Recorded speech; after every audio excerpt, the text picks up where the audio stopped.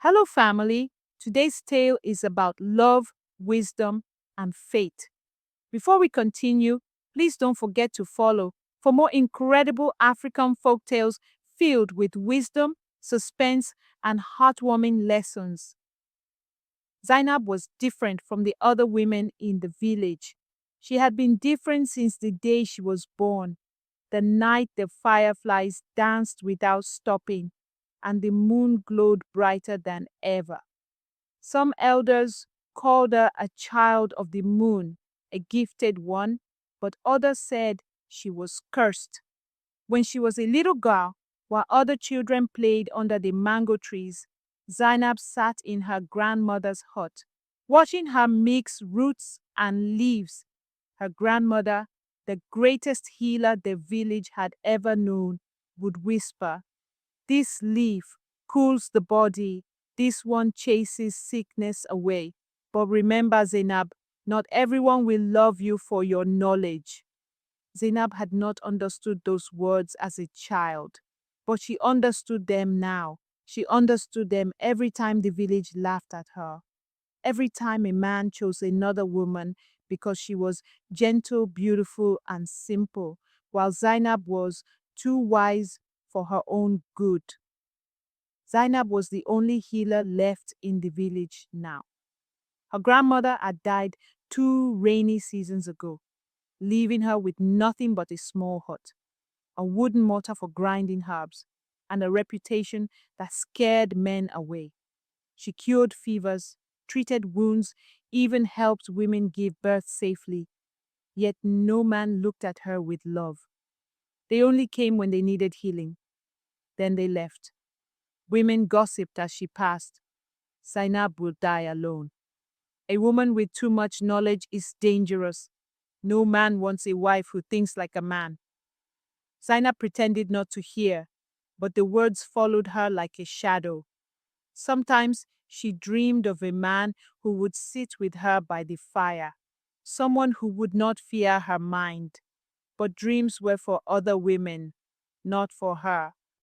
One afternoon, the village women gathered at the river to wash clothes. Zainab had no reason to be there. She had no husband's clothes to wash, no child's wrapper to scrub. But she went anyway. She tried to join in their laughter until one of them turned to her and said, "Zainab, why do you even bother coming? You don't have a husband to care for." The women burst into laughter. Another woman added, "Maybe the spirits will marry her." More laughter. Zainab's face burned. She gripped her water pot tightly, forcing herself not to cry. She should have been used to this by now, but some wounds never healed. She stood up, walked away without a word, and disappeared into the forest where she always felt safe. There, under the great baobab tree, she whispered to herself, "I do not need them. I do not need anyone." But even she did not believe her own words. That night, a desperate knock banged on her door. Zainab opened it to find a frantic mother carrying her burning hot son. "My child!" the woman gasped. "He is dying. Please, help me." Zainab did not hesitate. She took the child inside, laid him on a mat, and began her work. She ground herbs, boiled water, mixed potions, but the fever would not break. For hours, she fought against the sickness. The mother wept in the corner. Outside, the villagers whispered, "She cannot save him. Maybe she is not as great as her grandmother." Zainab ignored them.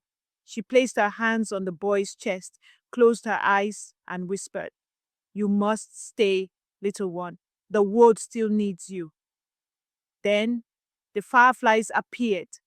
They floated into the hut, their golden light shimmering in the darkness, and the boy opened his eyes. The mother sobbed with relief. The whispers outside turned to gasps of awe. But no one thanked Zainab. They took the boy and left. And Zainab was alone again. The next day, the village held a feast. Zainab went, hoping for once to feel like she belonged. But as she approached, she heard a man mocking her. If Zainab cannot find a husband, maybe she should marry her herbs. Laughter roared around the fire. Another added, or the fireflies, since they are the only ones that follow her. Zainab turned and ran. She ran through the village, through the forest, all the way to the river. There, she finally let the tears fall. She had tried. She had tried to be kind, to be patient, to ignore their words, but she was tired. Maybe she was cursed. Maybe she would be alone forever. Maybe no man would ever see her for who she truly was. And in that moment, she made a decision. She would never let herself hope again. But fate had other plans. The next morning, as the sun rose over the hills, a stranger entered the village. He was tall, his robes simple, but his presence commanded attention. His name was Bashir. Bashir's arrival was the talk of the village. He was different from the other men, a man of books, of knowledge. Most men came to the village seeking trade, cattle, or wives, but Bashir, he came seeking wisdom.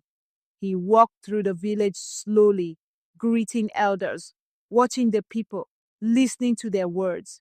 And when he heard the name Zainab, he was curious.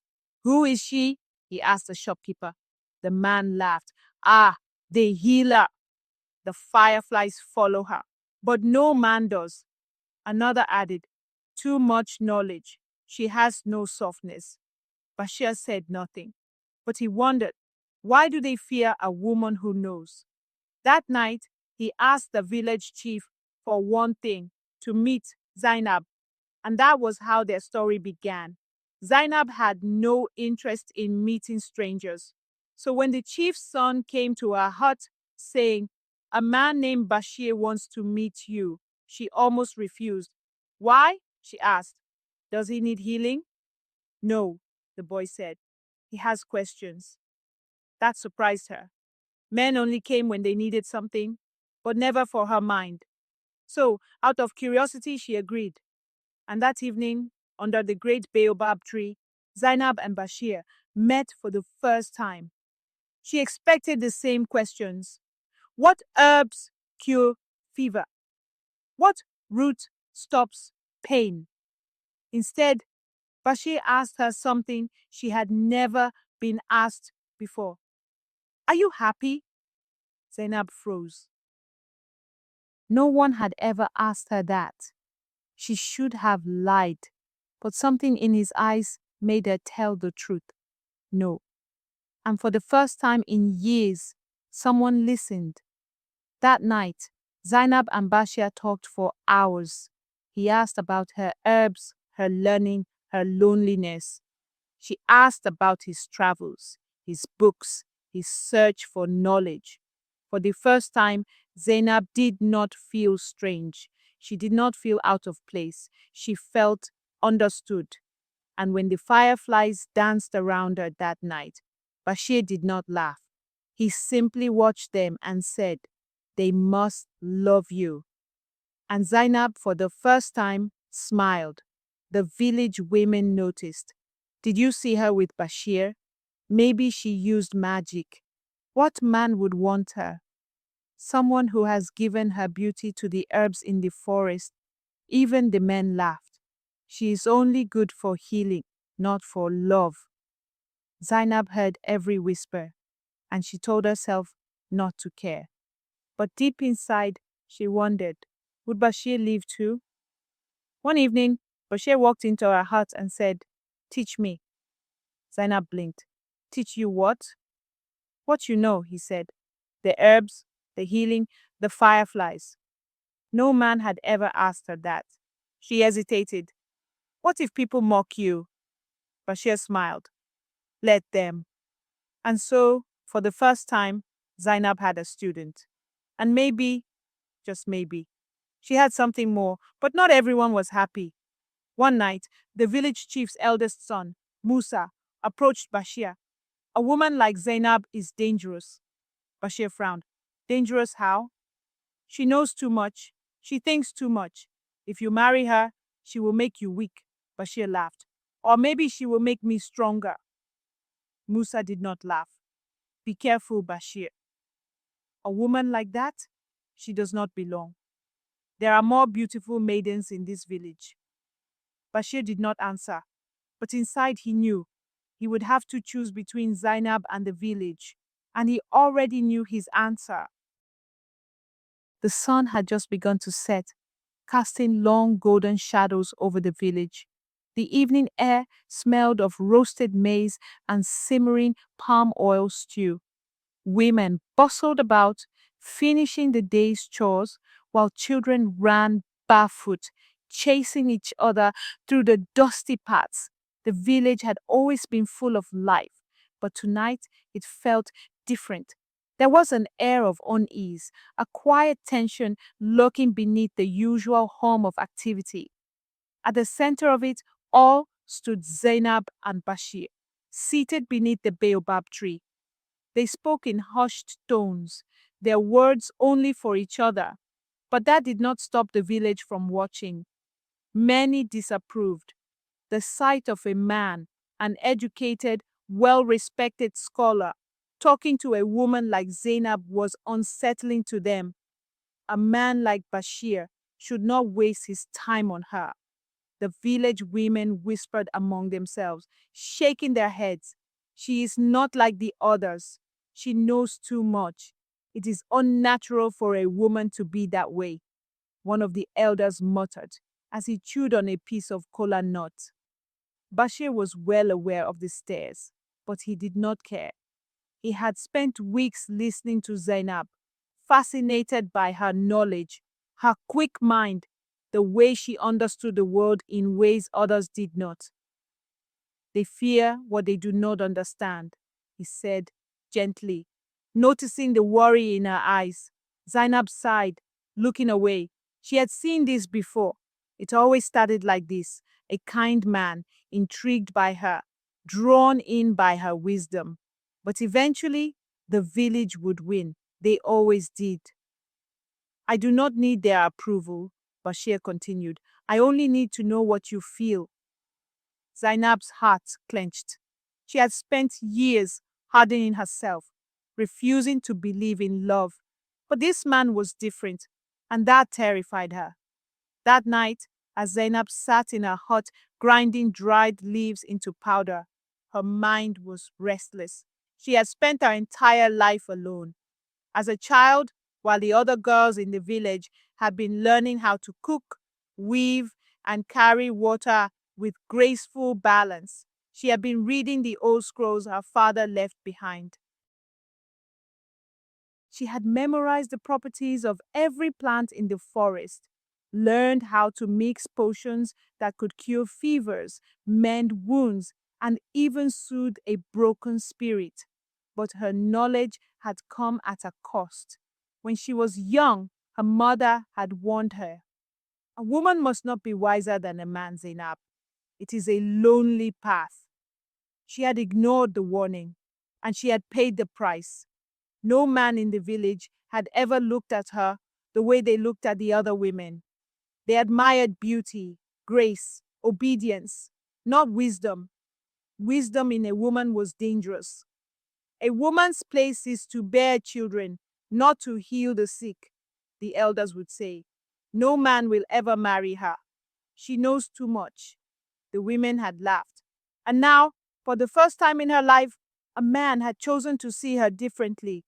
But could she allow herself to believe it? Zainab ran her fingers over the fireflies that had gathered at her window. Love is not for women like me, she whispered to the night. And who decides that? A voice answered. She turned.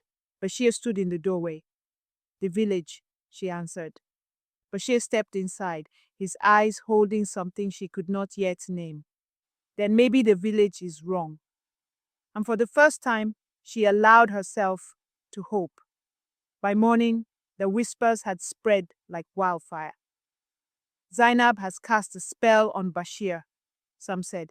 She is using her potions to trick him. No man would love a woman like that unless she bewitched him. Zainab had heard it all before, but this time it felt different. This time she had something to lose. When Bashir arrived at her hut that evening, she could see the storm in his eyes.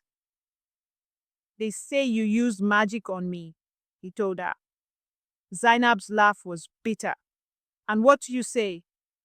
"I say they are fools," Bashir answered. But words alone could not stop what was coming. The village had made up its mind.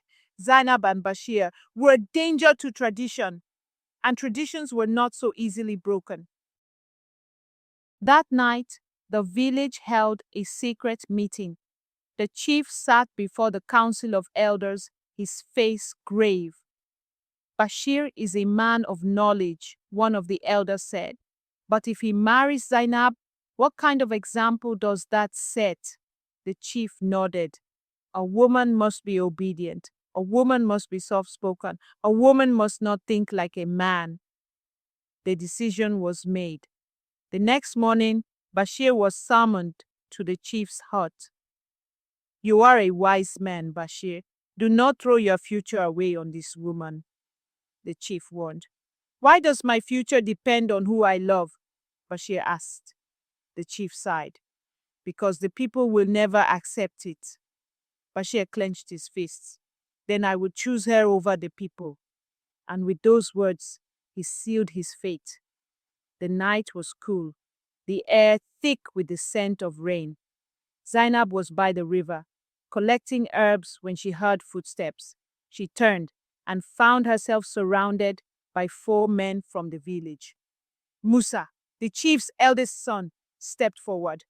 "You are ruining Bashir's life," he said coldly. Zainab lifted her chin. "He can choose for himself." Musa's lips curled. "Not anymore." That night, the village gathered for an emergency meeting and summoned Zainab. When she arrived, Zainab knew they had already decided her fate. The village square was packed. Torches burned brightly, casting flickering shadows on the mud walls of the huts.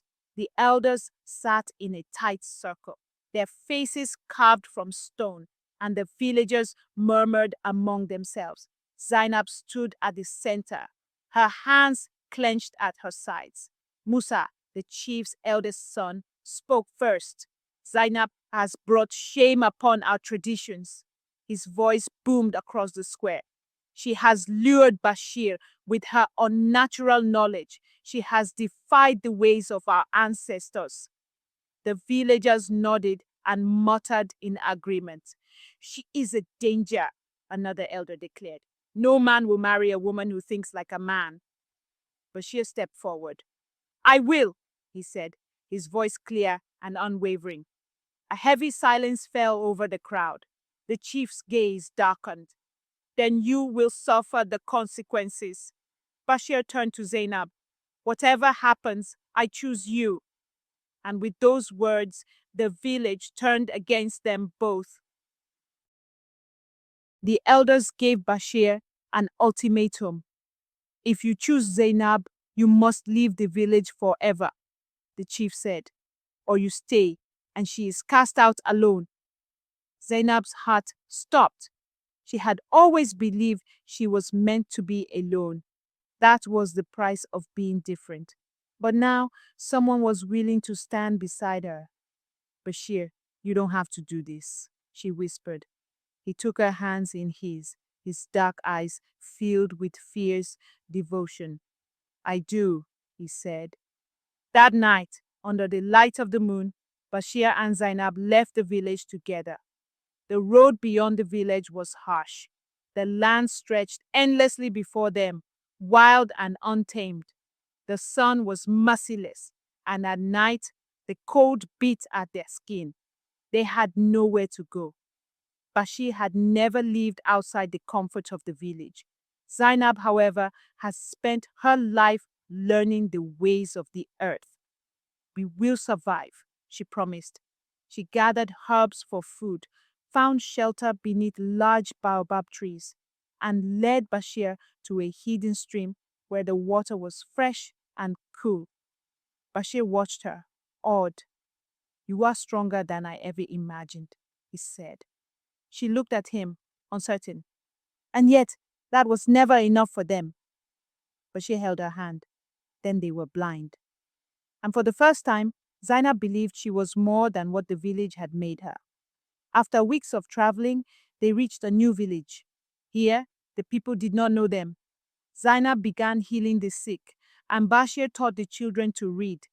Slowly, they found a place among the strangers, but the past was not done with them yet. One night, as they sat beneath the stars, a messenger arrived from their old village. "Musa, please, you must come back," he said. "The chief is dying. I have been searching for you." Zainab and Bashir stared in shock. The past had come knocking. Would they return to the village that cast them out? The journey back was heavy with tension. When they entered the village, all eyes were on them. The same people who had scorned Zainab now watched her with something different in their eyes. Fear, hope, desperation. The chief lay on a mat, his breath labored. The elders looked to Zainab.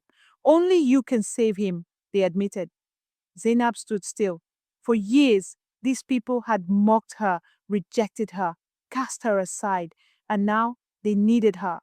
Would she help them or let them suffer as they had let her? Zainab knelt beside the chief, her heart pounding.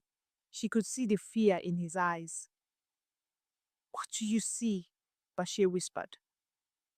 Zainab touched the chief's forehead, feeling the fever burning within him. "I see a man who once believed he was too powerful to need a woman like me," she said softly. Bashir watched her carefully. "Will you help him?" She hesitated. Then she nodded. Because she was not them, she was more. And so, with her healing hands, Zainab saved the man who had tried to break her.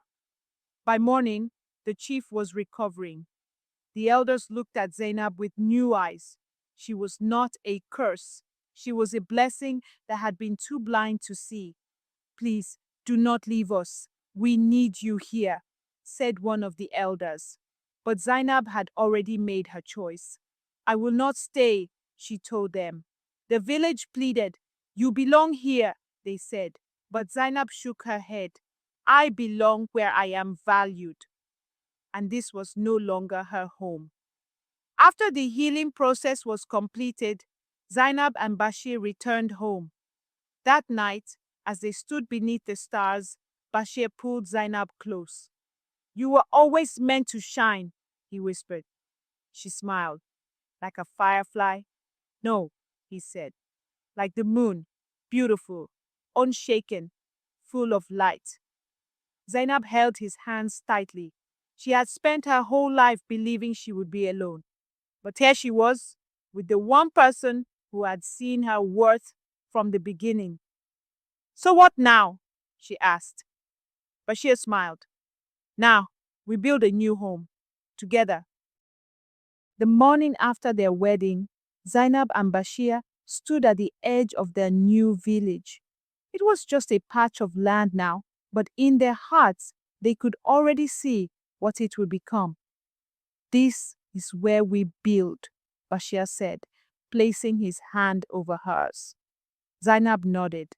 For so long, she had believed she would walk alone, but now she had a partner, someone who saw her worth, who loved her mind as much as her heart. Villagers from surrounding lands came to them, some seeking knowledge, others seeking healing. Some were outcasts, much like Zainab had once been, and she welcomed them all. "No one will be cast out here," she promised. And so their village grew, not just in numbers, but in wisdom, kindness, and acceptance. Years passed, and Zainab and Bashir's village became a beacon of learning and healing. But not everyone was pleased with their success. One evening, a group of men from their old village arrived, led by Musa, the very man who had once condemned Zainab. You have taken our people, Musa accused. You think you are better than us? Zainab stood tall, unshaken. We have only given them what you denied them, she replied calmly. Musa sneered. We were wrong to cast you out, Zainab, but do not think you are above us. A woman should know her place. Bashir stepped forward, his eyes blazing. And where is that, Musa? Beneath a man, in the shadows, Musa glared. You speak boldly, but do not forget, your wisdom means nothing without a village to protect it. It was a warning, a threat, and Zainab knew their new home would soon be tested. A week later, Musa and his men returned, not to talk, but to take. They wanted to destroy what Zainab and Bashir had built, but the people of the new village stood together. We do not fight with weapons, Bashir said. We fight with wisdom. Instead of raising arms, they outsmarted their enemies. They dug hidden traps in the fields, causing Musa's men to fall and flee. They sent messages to surrounding villages who stood in solidarity against Musa. Zainab used her healing knowledge to help the wounded, even the men who had come to attack them. Musa was defeated, not by swords, but by the very wisdom he had mocked. As he lay injured, he looked at Zainab with newfound respect. You are not just a healer, he admitted. You are a leader. And with that, he left, never to return.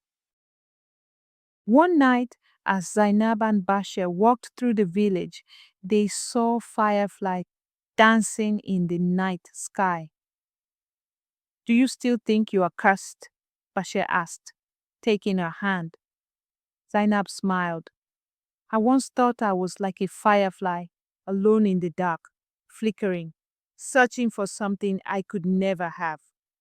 She looked up at the sky, where the moon shone brightly above them. But you taught me that I was never just a firefly. Bashir tilted his head. Then what are you? She gripped his hand tighter. I am the moon. And you? She turned to him, her heart full.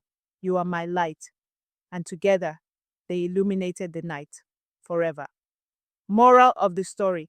Wisdom is a woman's strength, not her weakness. True love is built on respect, not beauty. And the brightest lights shine in the darkest times. Did you love this story? Follow for more African folk tales.